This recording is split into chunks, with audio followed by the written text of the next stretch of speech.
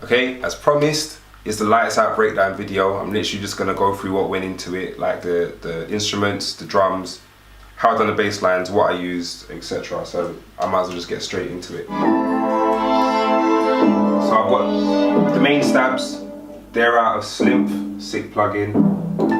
I've got a lead here that I've taken from a sample pack, cut, chopped, put together, pitched down, just to make it sit in the right key.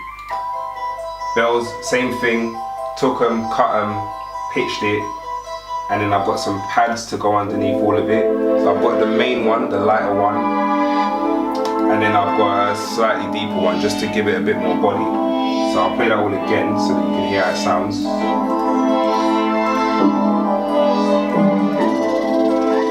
So that makes up all of the melodies and the chords in the track. So then I'll move on to the drums.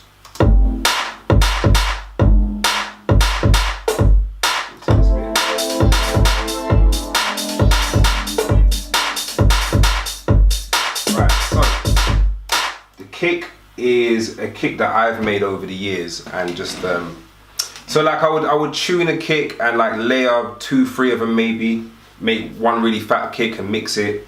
What I tend to do is just save them so that I don't have to do that again. So the kick that I've used on here in particular is one that I've saved.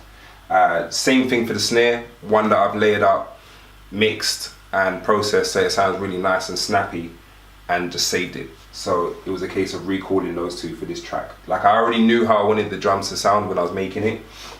So put that together, put some other snares in just to like give it a bit of rhythm. I like my tunes to bounce. So these are the accent snares. One comes in here, one there, and then there's one here. So this is where it's at so far.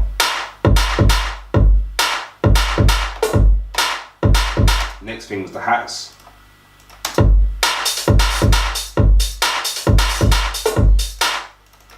So what I like to do with my sounds, I try not to get EQs and like boost them to make them stand out. I would rather just layer and find another sound to go on top of it that does what I want it to do. So I've got the main hat here, the bright one.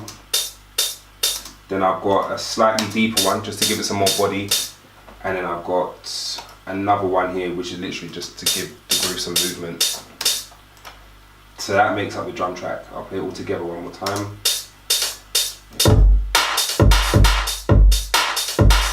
And then together with the music.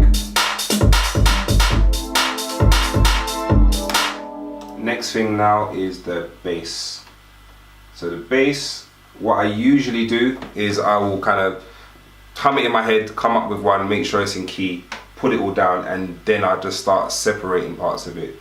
So the first part of it is, again, a sound that massive that I've made over the years and saved.